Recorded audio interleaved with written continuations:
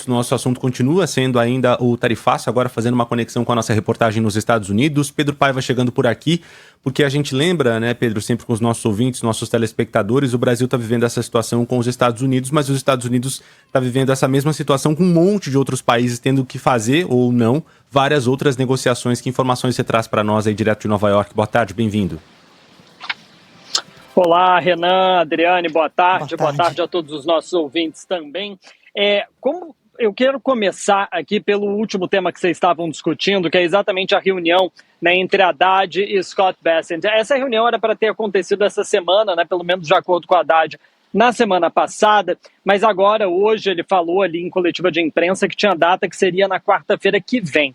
Né? De certa forma, isso também é positivo para o governo brasileiro, tá? Por quê? Porque dá tempo também para fazer uma leitura melhor de qual é a consequência da prisão domiciliar de Bolsonaro nessa negociação. Né? A gente nunca pode tirar de mente essa questão, porque, afinal de contas, é o tema central colocado ali na carta enviada por Donald Trump para o presidente Lula, é o tema central na ordem executiva que cria essa taxação sobre os produtos brasileiros. Então, é preciso entender que papel que essa prisão domiciliar vai ter. Agora, por outro lado, Donald Trump até agora também não se manifestou, né? Ele, pessoalmente, em relação ao Bolsonaro, também não teve uma posição da Casa Branca. O governo americano se posicionou via uma postagem do Bureau de Assuntos do Hemisfério Ocidental, ou seja, também indica, né, que o governo americano não podia ficar sem falar nada, mas optou por um veículo menor para dar esse recado.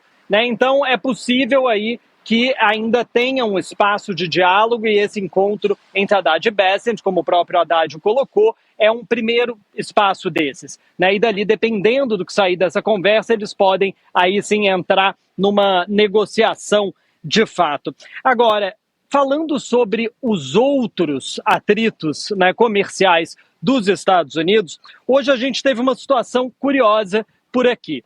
A Casa Branca, Donald Trump, assinou uma nova ordem executiva, ela foi publicada no site da Casa Branca, e o nome dessa ordem executiva é Enfrentando Ameaças aos Estados Unidos pelo Governo da Federação Russa. Nome igualzinho à ordem executiva do Brasil, né? Só substituiu República Federativa do Brasil por Federação Russa. Mas o curioso dessa história toda é que, apesar do texto da ordem executiva dizer respeito à Rússia e à guerra na Ucrânia, na verdade, quem está pagando o pato é a Índia. Né? A tarifa que é imposta, no caso da ordem executiva, é a Índia. Isso por conta da compra de petróleo russo, né? Com uma sobretaxa agora de 25%, que, somada à taxação anterior, que era de 25% também, chega agora ao mesmo patamar do Brasil, que é de 50%.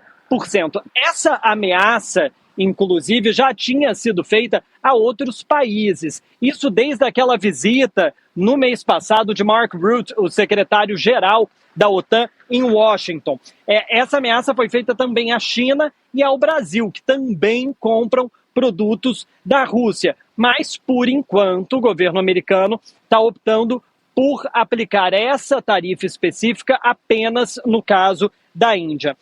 E o governo indiano, inclusive, já soltou uma resposta. Né, por meio do porta-voz do Ministério das Relações Exteriores, eles soltaram uma nota que fala que a Índia compra petróleo russo para garantir a segurança energética de 1,4 bilhão de pessoas. E eles caracterizam a medida do governo Trump como injusta, injustificável e irrazoável.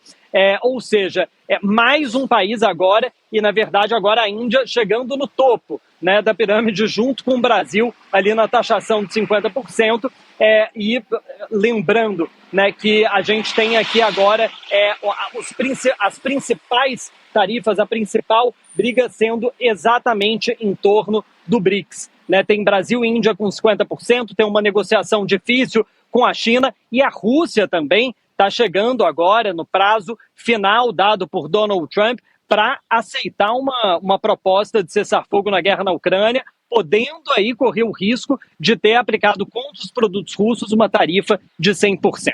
Então a gente segue aqui de olho em tudo isso que está acontecendo e a gente volta aqui com mais detalhes. Qualquer nova informação, só acionar a gente, por favor, viu, Pedro? Bom trabalho aí para você. Pedro também vai trazer a reportagem direto lá dos Estados Unidos, logo mais no Jornal da Band. Obrigada. Essa mudança, né, esse adicional de 25% dessa taxação para a Índia acendeu o alerta aqui no Brasil, já que o Brasil também adquire combustíveis, fertilizantes da Rússia. Então, é um sinal de alerta, inclusive preocupou muito o setor do agro aqui no Brasil, de que esse mesmo comportamento, essa mesma medida adotada contra a Índia pode ser adotada contra outros países que mantêm relações comerciais com a Rússia, caso do Brasil. A impressão que dá nesse xadrez aí que o Donald Trump tenta jogar com o mundo, a impressão que dá é como se ele abrisse a caixa de maldades. E quais são as armas que eu tenho dentro dessa caixa e contra quem eu vou usar? E ele sai usando e, de alguma forma, fazendo países de uma espécie de bode expiatório. Então, a Índia agora leva essa taxação adicional de 25% e, com isso, iguala, fica com a mesma taxa, porque já estava em 25%, mais 25%, chega a 50%, fica no maior patamar como o Brasil e, de alguma forma, como um bode expiatório para o restante dos países. Pode acontecer com os outros países o que já está acontecendo com a Índia. No Brasil, foi o componente político. Teve cassação de visto de ministros do Supremo, teve depois a Lei Magnitsky contra Alexandre de Moraes e a taxação de 50%. E contra outros países, outras armas, outras sanções, inclusive aumento do valor de um cheque calção exigido para 2 países de pequena expressão na relação comercial com os Estados Unidos, mas para mostrar, tenho mais essa arma na manga. Então, a sensação que dá é que ele vai mostrando todas as armas que tem e, de alguma forma, duelando com o mundo, colocando esses países aí numa situação de ameaça.